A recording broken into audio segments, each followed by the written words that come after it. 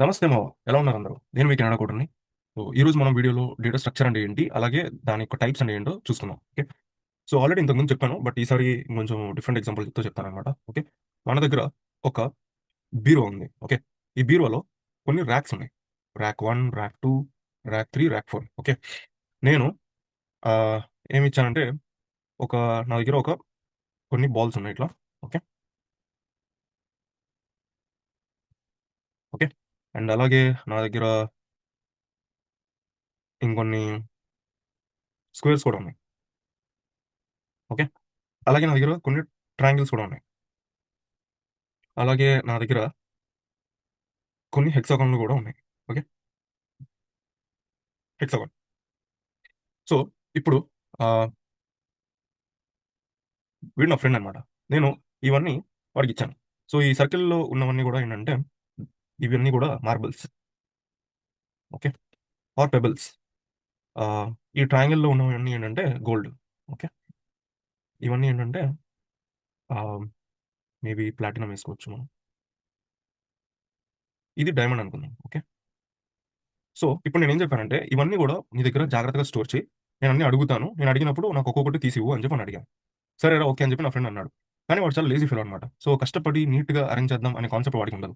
వాడికి ఎట్లా అంటే ఈడికి అన్నీ కావాలి. అడిగినప్పుడు ఇద్దాంలే అని చెప్పి అన్నీ తీసుకెళ్ళి ఎలా ఎలా పడితే అలా ఆడిష్టం వచ్చినట్టు ఫీడ్ చేసేసాడు. అంటే అల్మారా ఇది తీసుకుంటే బీరువా తీసుకుంటే, బీరువాలో ర్యాక్ 1లో నేనైతే ఏం చేస్తా అంటే ఫస్ట్ ఆహ్, పెబుల్స్ ఏవైతే ఉన్నాయో అవన్నీ కూడా ఇట్లా స్టోర్ చేస్తా.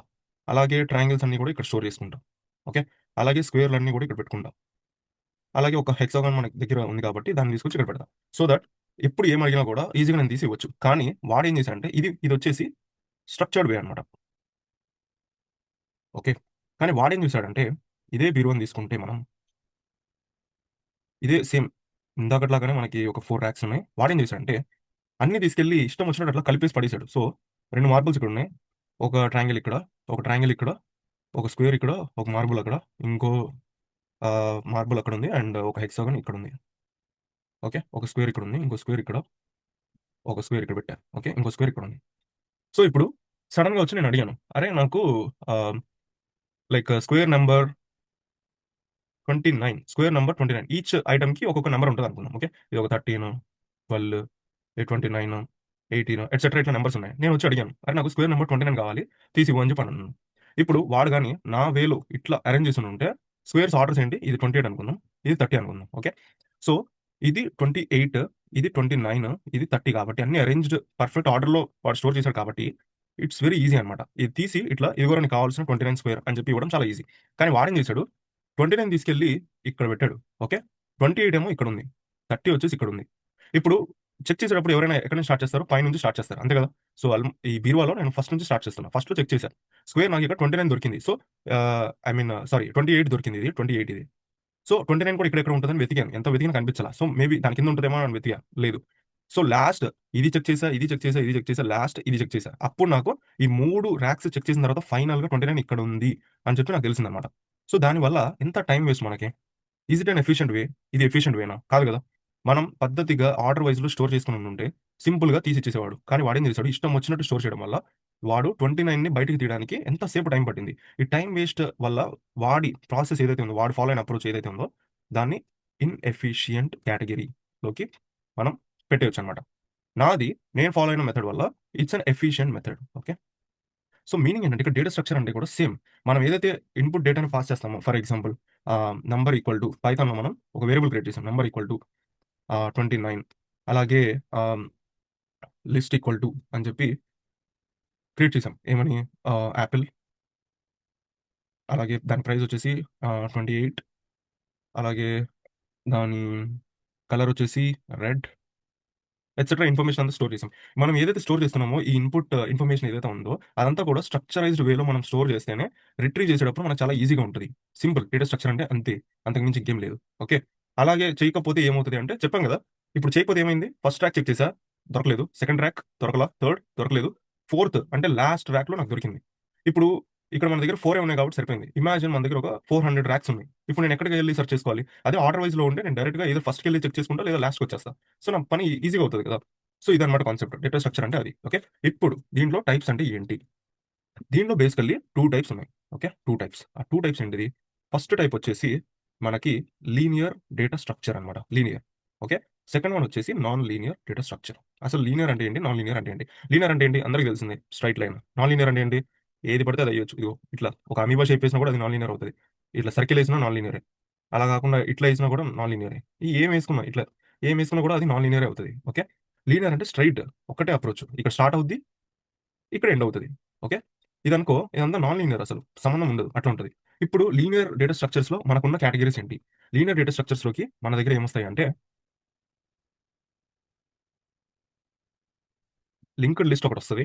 నెక్స్ట్ క్యూస్ కూడా ఒకటొస్తది. Queues. Linked list and queues ఈ 2 కూడా లీనియర్ డేటా స్ట్రక్చర్స్ కేటగరీలోకి వస్తాయి. లింక్డ్ లిస్ట్ అంటే ఎట్లా ఉంటది? మనకి ఒక ఎగ్జాంపుల్ ఏసి చూపిస్తున్నా. ఓకే.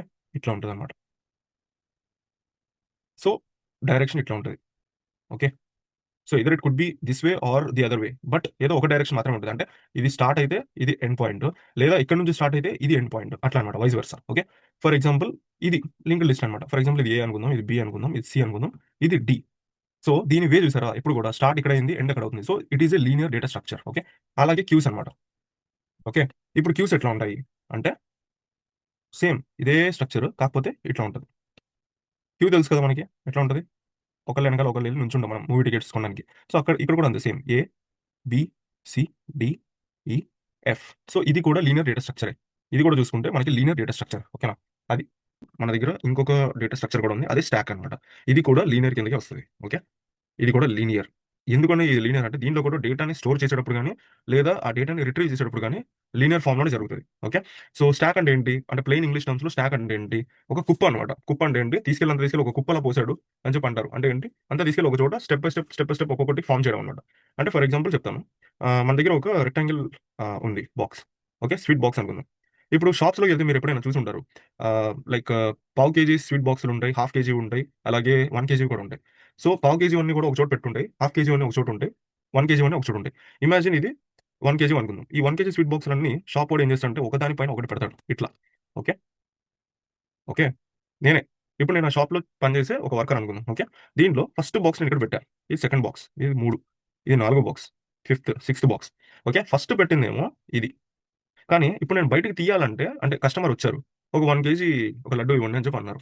సరే అని చెప్పి ఇప్పుడు నేను బాక్స్‌లో ప్యాక్ చేయాలి. లడ్డూలన్నీ నా దగ్గర రెడీగా ఉన్నాయి. అవన్నీ తీసి బాక్స్‌లో పెట్టాలి. ఇప్పుడు నేను ఏది పెడతా? ఏది తీస్తాను బయటికి? సో, నేను ఫస్ట్ పెట్టిన బాక్స్ ఇది కాబట్టి ఇది తీస్తానా? ఇది తీయను నేను. ఎందుకు? అది ఆల్రెడీ మనం ఫస్ట్ పెట్టేసాం. మనకి ఈజీగా బయటికి తీయడానికి ఏమవుతది? ఇది తీస్తాం మనం. సో, ఫస్ట్ నేనేం తీస్తానంటే ఈ లాస్ట్ పెట్టిన ఏ బాక్స్ అయితే ఉంటదో దాన్ని నేను బయటికి తీస్తా. సో, బాక్స్ నంబర్ 6ని బయటికి తీస్తా. ఓకే. సో, ఇది ఫస్ట్ ఏదైతే లోపలికెళ్తదో ఇది అన్నిటికంటే లాస్ట్ వస్తది. లాస్ట్ ఏదైతే ఫస్ట్ వస్తదో ఇది అన్నిటికంటే ముందొస్తది. అర్థమైందా? అది కాన్సెప్ట్. సో, ఇది స్టాక్ అన్నమాట. సో, ఇది కూడా లీనియర్ డేటా స్ట్రక్చర్ కిందకే వస్తది. సో, నాన్ లీనియర్ డేటా స్ట్రక్చర్‌లోకి మనకేమేమి వస్తాయి? ఫస్ట్ ట్రీస్ వస్తాయి. అలాగే గ్రాఫ్స్ వస్తాయి. అసలు ట్రీస్ అంటే ఏంటి? గ్రాఫ్స్ అంటే ఏంటి? ట్రీస్ అంటే ఏంటంటే ఫర్ ఎగ్జాంపుల్ ట్రీస్ అంటే ఏంటంటే మన దగ్గర ఇట్లా ఉంటది. ఇదొక నోడ్ తీసుకుంటే దీని నుంచి ఒకటి స్ప్లిట్ అయిందా? దీని నుంచి ఇంకో 3 అయ్యాయా? దీని నుంచి మళ్ళీ ఇంకో 2 అయ్యాయా? సో, ఇదంతా ఎలా ఉంది మనకి? ట్రీ స్ట్రక్చర్ తెలుసు కదా! మన ట్రీ ఎట్లా ఉంటది చూడడానికి? ఇట్లా ఉంటది. సో, రూట్ నోడ్ అంటే ఏంటి? రూట్. బేసికల్లీ ట్రీకి రూట్ అనేది ఒకటే ఉంటది. Okay.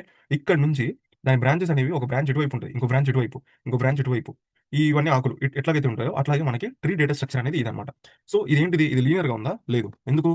It's a non linear thing. Okay. ఇది నాన్ లీనియర్ కిందకొస్తది. ట్రీస్ అనేవి నాన్ లీనియర్ కిందకొస్తాయి. ఓకే. ఇప్పుడు గ్రాఫ్స్ కిందకి చూద్దాం. అసలు గ్రాఫ్స్ అంటే ఏంటి?